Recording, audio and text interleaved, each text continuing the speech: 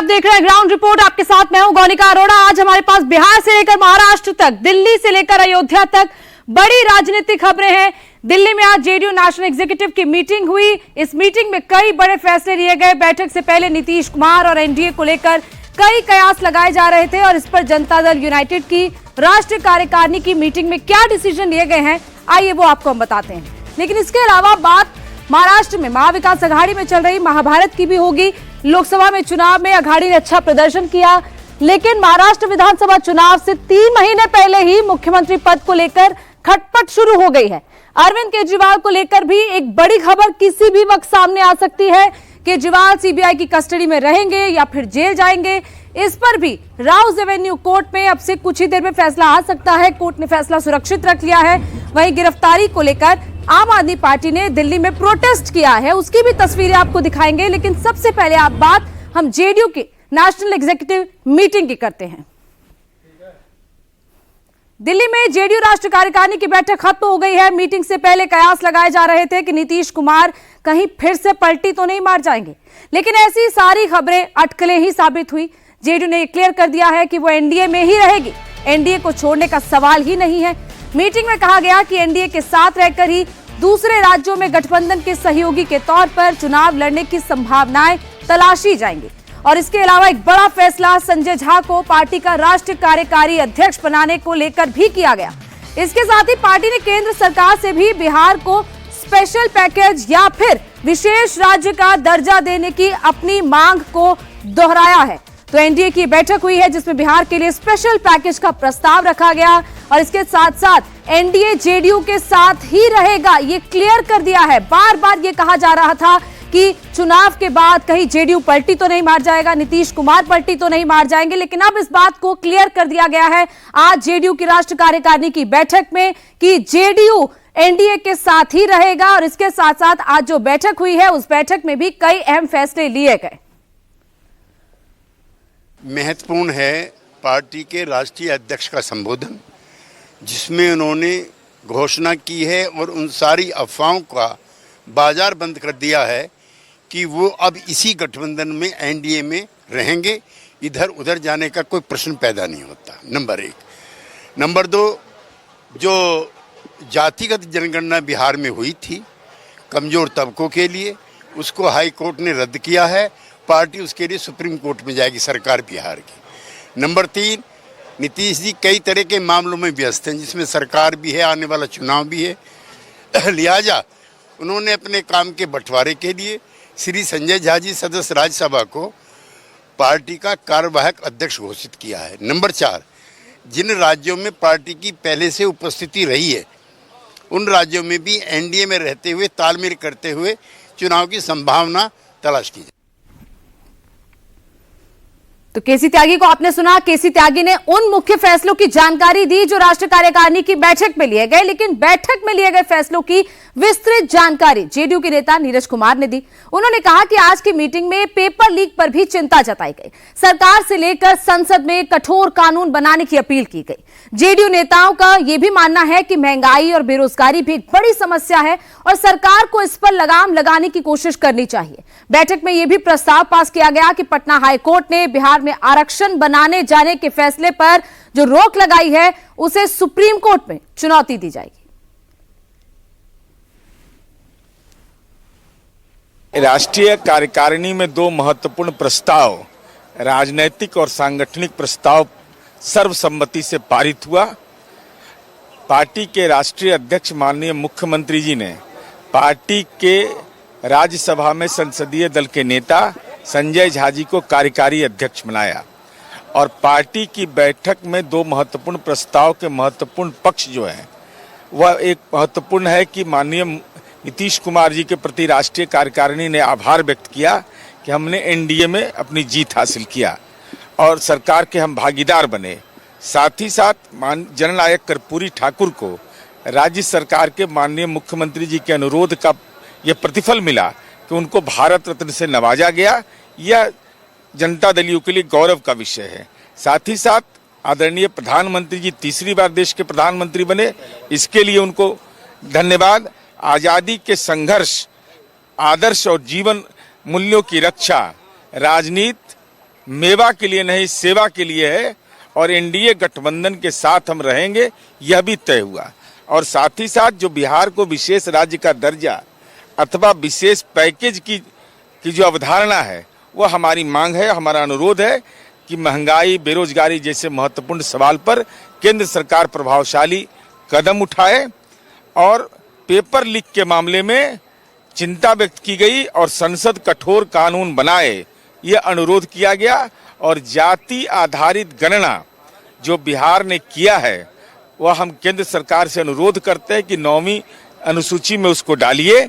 और हम अभी माननीय सर्वोच्च न्यायालय जो पटना उच्च न्यायालय ने जो फैसला दिया है उसके खिलाफ हम माननीय सर्वोच्च न्यायालय जाएंगे। सर, आप बोल रहे हैं एनडीए के साथ बने रहेंगे, झारखंड में चुनाव अकेले लड़ने की चर्चा? नहीं, ऐसा कौन कह दिया। झारखंड में पार्टी संगठन को यह दायित्व दिया गया है कि आप सीटों को चिन्हित करिए, हम जहां भी लड़ेंगे एनडीए गठबंधन के साथ रहेंगे। और इसी खबर पर शोएब रजा मेरे सहयोगी दिल्ली से हमारे साथ लाइव जुड़ चुके हैं। शोएब, राष्ट्रीय कार्यकारिणी की बैठक हुई, क्या क्या महत्वपूर्ण फैसले लिए गए? कुछ फैसलों की तो जानकारी दी गई, लेकिन और क्या ऐसी चीजें इस राष्ट्रीय कार्यकारिणी की बैठक में तमाम कार्यकर्ताओं के सामने रखी गई?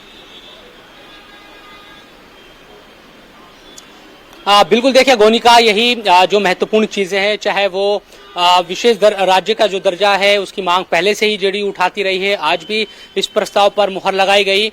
इसके अलावा जिस तरह से झारखंड में चुनाव लड़ने का जो मामला है जिस पर बात भी हो रही है, उसको लेकर यहाँ पर चीजें सामने आई कि झारखंड में जेडीयू चुनाव लड़ेगी। हालांकि अकेले चुनाव नहीं लड़ेगी बल्कि वो मिलकर चुनाव लड़ेगी, ये बात जेडीयू की तरफ से कही जा रही है। साथ ही 2025 में जिन राज्यों में चुनाव है, जहां जहां जेडीयू मजबूत होगी वहां पर भी चुनाव लड़ा जाएगा, ये बात कही गई। और संजय झा को वर्किंग प्रेसिडेंट बनाया गया। जो लिखित एजेंडा था वो इसमें ये जरूर बात थी कि संजय झा को प्रेसिडेंट बनाना लिखित एजेंडे में शामिल नहीं था, बल्कि आखिर में जब नीतीश कुमार बोलने के लिए खड़े हुए, उन्होंने अपनी बातों को रखा, उस वक्त संजय झा के नाम का ऐलान किया गया और उस पर सर्वसम्मति से फिर मुहर लगाई गई। तो ये तमाम जो चीजें हैं वो सामने आई। लेकिन आरक्षण का जो इशू है, जिसको लेकर हमने देखा कि पिछले दिनों हाईकोर्ट ने उसको रद्द कर दिया था, जो फीसद बढ़ाया गया था 65% तक, जो नौकरियों में आरक्षण की बात कही जा रही थी, उसको जो रद्द किया था हाईकोर्ट ने, तो जेडीयू ने या कहे कि बिहार सरकार की तरफ से अब यह कहा जाएगा कि वो सुप्रीम कोर्ट इस मामले में जा रही है। देखिए, विशेष राज्य का दर्जा और आरक्षण का जो मामला है, इन दोनों मामलों पर लगातार आरजेडी भी सवाल खड़े करते रही है कि इनको लेकर जेडीयू अब उस तरह से सक्रिय नजर नहीं आती। इसीलिए हमने देखा कि इस मीटिंग में कार्य समिति की जो मीटिंग है, इन दोनों पहलुओं पर, इन दोनों मुद्दों पर चर्चा भी हुई, प्रस्ताव पास किए गए। अब इन पर कार्रवाई जो होगी, चाहे हम विशेष राज्य का जो दर्जा देने की बात है या विशेष सहायता देने की जो बात है, वो केंद्र सरकार को करना है। केंद्र सरकार में खुद जेडीयू भी है, तो ये कहने के लिए जेडीयू के पास होगा। देखिए, हम कोशिश कर रहे हैं, ऐसा नहीं कि हम खामोश अब सत्ता में आ गए तो विशेष राज्य की जो मांग करती रही है जेडीयू या नीतीश कुमार जो बात कहते रहे हैं, तो ऐसा नहीं कि अब हम खामोश हो गए और केंद्र से मांग करनी बंद कर दी। बिल्कुल, मांगे तो तमाम वो रख रहे हैं, लेकिन अब वो खुद ही एनडीए का हिस्सा है। अब लगता है कि कहीं ये ना ये चीजें आसान होगी उनके लिए, ये मांगे सरकार के सामने रखना, उनको मनवाना, और खास तौर पर एनडीए का एक महत्वपूर्ण हिस्सा है जेडीयू, तो ये कहीं ना कहीं आसान हो जाएगा, ये मानकर भी चल रहे हैं नीतीश कुमार और जेडीयू के बाकी लोग भी। देखिए, आसान तो नहीं है, क्योंकि जो जानकार है वो इस बात को कहते हैं कि अगर बिहार को विशेष राज्य का दर्जा दिया जाता है केंद्र सरकार द्वारा, तो दूसरे जो राज्य हैं जो लगातार खुद भी इस मांग को करते रहे हैं, उनकी अपेक्षाएं बढ़ जाएगी, वो केंद्र सरकार पर बहुत ज्यादा दबाव बनेंगे और इतना खजाना शायद केंद्र सरकार के पास भी नहीं है कि वो हर राज्य को विशेष राज्य का दर्जा देते रहेंगे या इस तरह से काम किया जाएगा।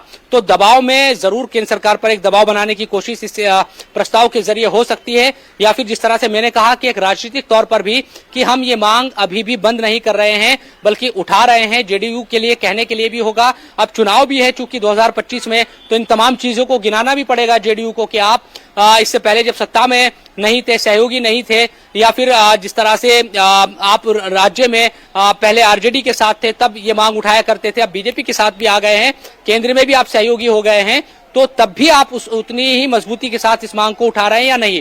तो आरक्षण का जो इशू है उसको लेकर भी यहाँ पर प्रस्ताव पास किया गया कि नवी सूची में उसको शामिल किया जाए और केंद्र सरकार इस सिलसिले में तेजी के साथ कदम उठाए और सुप्रीम कोर्ट भी जेडीयू जाएगी तो ये बातें आज की जो मीटिंग है उसमें कही गई। और देखना होगा कि ये तमाम मांगे सरकार के सामने रखी तो जाएंगी और आज राष्ट्रीय कार्यकारिणी में जो फैसले भी लिए गए हैं, लेकिन वो मांगे सरकार मानती है नहीं। इतनी राह आसान नहीं है जेडीयू की कि बिहार को विशेष राज्य का दर्जा मिल पाए, स्पेशल पैकेज मिल पाए, लेकिन देखना होगा कि आगे जेडीयू की रणनीति क्या रहती है। बहुत बहुत शुक्रिया शोएब पूरी जानकारी के लिए। वहीं बिहार में बीजेपी और जेडीयू के बीच संभावित विवाद का एक मुद्दा मुख्यमंत्री का पद भी हो सकता है, क्योंकि कुछ दिन पहले बिहार बीजेपी के सीनियर लीडर अश्विनी चौबे ने कहा था कि बीजेपी को बिहार में अपना सीएम बनाने की कोशिश करनी चाहिए। आज जब केसी त्यागी से इस बारे में पूछा गया तो उन्होंने कहा कि वो छोटे मोटे नेताओं के बयान पर रिएक्शन नहीं देंगे।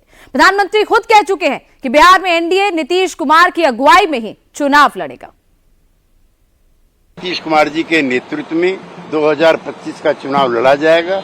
इसकी घोषणा न सिर्फ प्रधानमंत्री ने की है, बल्कि राज्यों के जो प्रदेश पार्टी अध्यक्ष हैं भाजपा के और सदन के जो नेता हैं दोनों, वो सार्वजनिक तौर पर ही घोषणा कर चुके हैं। लिहाजा मैं इस बहस को यहाँ विराम देना चाहता हूँ कि नेतृत्व को लेकर के कोई विवाद बिहार के अंदर है।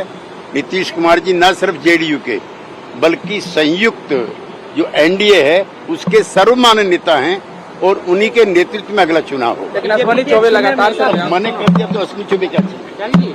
सीनियर नेता है बीजेपी के, वो ये कहते हैं कि बिहार का चुनाव बीजेपी के नेतृत्व में लड़ा जाए। हम छोटे मोटे नेता के वक्तव्यों पर बयान नहीं देते। प्रधानमंत्री एनडीए के सबसे बड़े नेता हैं और पार्टी के प्रदेश अध्यक्ष और दोनों सदन के नेता अपनी राय जाहिर करते। तो अश्विनी चौबे को केसी त्यागी ने छोटा मोटा नेता कह दिया, लेकिन सच ये है कि बिहार में एनडीए में मुख्यमंत्री पद को लेकर कोई विवाद नहीं है। अश्विनी चौबे के बयान का किसी बीजेपी नेता ने सपोर्ट नहीं किया। प्रधानमंत्री मोदी समेत बीजेपी आलाकमान इस बात पर एकमत है कि बिहार में एनडीए के लिए सीएम पद के बेस्ट कैंडिडेट नीतीश कुमार ही है।